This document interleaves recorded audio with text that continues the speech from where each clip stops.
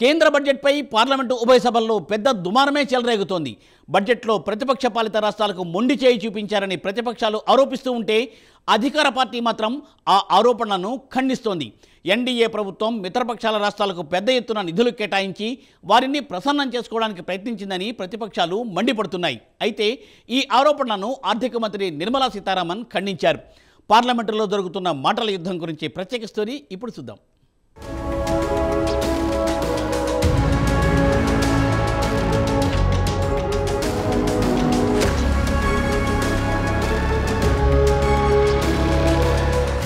కేంద్ర బడ్జెట్ అధికార ప్రతిపక్షాల మధ్య చిచ్చు పెట్టింది. ఇటీవల ముగిసిన లోక్సభ ఎన్నికల్లో బీజేపీకి స్పష్టమైన మెజారిటీ రాకపోవడంతో మిత్రపక్షాలపై ఆధారపడాల్సి వచ్చింది.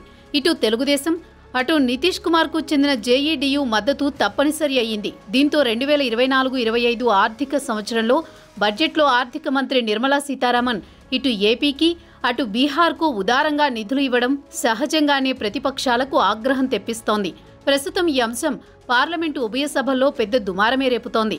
ఈ నెల 27న ప్రధానమంత్రి నేతృత్వంలో జరిగే నీతి ఆయోగ్ సమావేశానికి ప్రతిపక్ష పాలిత రాష్ట్రాలకు చెందిన సీఎంలు డుమ్మా కొట్టాలని ఆలోచనలో ఉన్నారు. ఇటు తెలంగాణ సీఎం రేవంత్ రెడ్డి, కర్ణాటక ముఖ్యమంత్రి సిద్ధరామయ్య, తమిళనాడు ముఖ్యమంత్రి ఎంకే స్టాలిన్లు బహిరంగంగానే తమ అక్కసును కేంద్ర ప్రభుత్వంపై వెళ్లగక్కుతున్నారు. నీతి ఆయోగ్ సమావేశానికి రామని తేల్చి చెప్పారు. ఇక టీఎంసీకి చెందిన ఎంపీ అభిషేక్ బెనర్జీ లోక్సభలో కేంద్ర బడ్జెట్ ప్రతిపక్ష పాలిత రాష్ట్రాలకు కేటాయింపుల్లో పక్షపాతం చూపించారని లోక్సభ స్పీకర్తో నేరుగా వాదనకు దిగారు.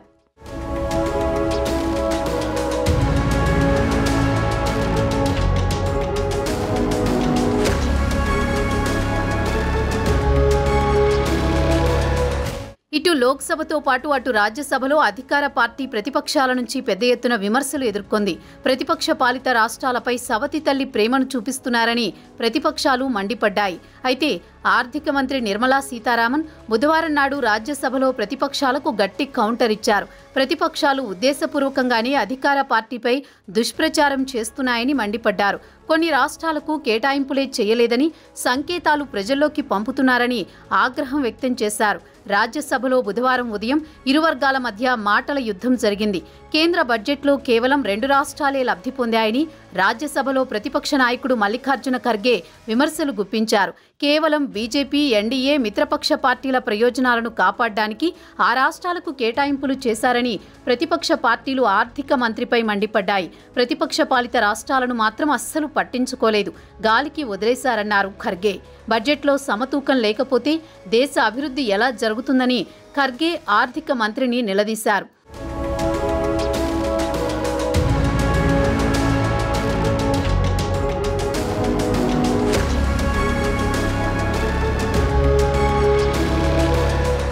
ఖర్గే విమర్శలను ఆర్థిక మంత్రి తిప్పికొట్టారు. బడ్జెట్లో అన్ని రాష్ట్రాల పేర్లు ప్రస్తావించి ఉండకపోవచ్చు.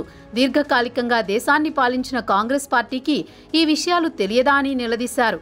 బడ్జెట్ డాక్యుమెంట్లో ఏ రాష్ట్రానికి ఏ మేరకు కేటాయింపులు చేశామో వివరంగా ఉంటుందని నిర్మలా సీతారామన్ వివరించారు.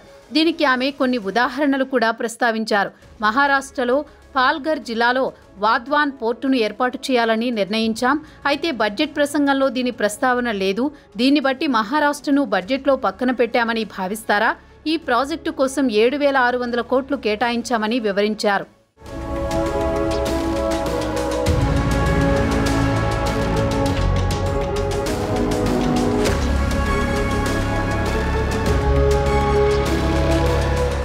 ప్రతిపక్ష పార్టీలు ప్రధానంగా కాంగ్రెస్ పార్టీ ఉద్దేశపూర్వకంగా ప్రజల్లో తప్పుడు సంకేతాలు పంపుతోందని మండిపడ్డారు నిర్మలా సీతారామన్.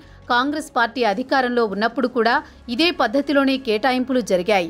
దీనికి భిన్నంగా జరిగాయా అంటూ ఖర్గేకు సవాలు విసిరారు. మీరు అధికారంలో ఉన్నప్పుడు జరిగిన బడ్జెట్ ప్రతి రాష్ట్రం పేరు ప్రస్తావించారా అని నిలదీశారు. ఉద్దేశపూర్వకంగానే తమపై విమర్శలు గుప్పిస్తున్నారని సీతారామన్ ఆగ్రహం వ్యక్తం చేశారు. మధ్యాహ్నం జరిగిన రాజ్యసభ చర్చలో కాంగ్రెస్ ఎంపీ చిదంబరం ఆంధ్రప్రదేశ్, బీహార్కు బడ్జెట్లో స్పెషల్ ట్రీట్మెంట్కు ఎందుకు ఇచ్చారని నిలదీశారు. మీరు ఏపీకి, బీహార్కు నిధులు కేటాయించడం పట్ల తనకు అభ్యంతరం లేదు, కానీ ఇతర రాష్ట్రాలకు ఎందుకు కేటాయించలేదని ప్రశ్నించారు. ఇండియా ఫెడరల్ దేశం. దేశంలో ఇన్ని రాష్ట్రాలుంటే కేవలం 2 రాష్ట్రాలకు నిధులు కేటాయించి మిగిలిన రాష్ట్రాలకు మొండి చేయి చూపడం అంటే ఫెడరలిజానికి చావు దెబ్బ కొట్టినట్లేనని అన్నారు మాజీ మంత్రి కూడా అయిన చిదంబరం.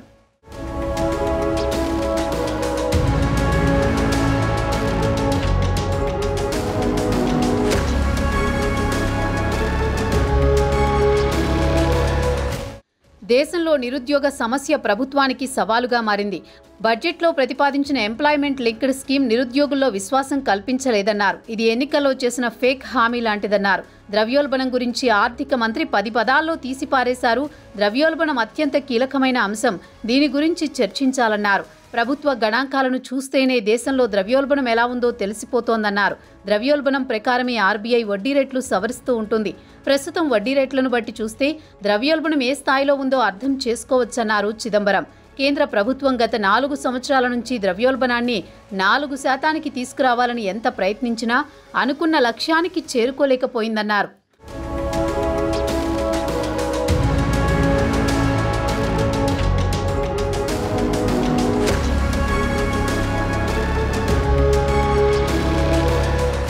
ద్రవ్యోల్బణాన్ని ఆర్థిక మంత్రి తేలికగా తీసుకుంటున్నారు. ద్రవ్యోల్బణాన్ని అదుపు చేయకపోతే భారీ మూల్యం చెల్లించుకోవాల్సి వస్తుందని హెచ్చరించారు.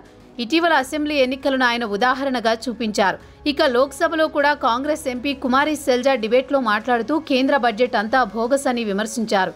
కేవలం ఎన్డీఏ సభ్యులు నితీష్, చంద్రబాబు మాత్రమే లబ్ధి పొందారు. సమయం ఎప్పుడూ ఒకేలా ఉండదు అని ఆమె నిర్మలా సీతారామన్కు చురకలంటించారు. బడ్జెట్పై రాజ్యసభలో సభ్యులు వాకౌట్ కూడా చేశారు. ఈ ఆర్థిక సంవత్సరం బడ్జెట్లో గతంలో ఎన్నడూ లేని విధంగా ప్రతిపక్షాల నుంచి అధికార పార్టీ విమర్శలు ఎదుర్కొంటోంది.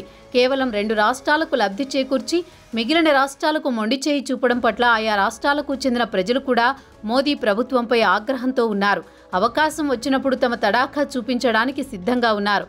మరి మోదీ, నిర్మల ఇప్పటికైనా కళ్ళు తెరిస్తే జరిగే డ్యామేజీని నివారించుకోవచ్చు అని సూచిస్తున్నారు పొలిటికల్ ఎనలిస్టులు.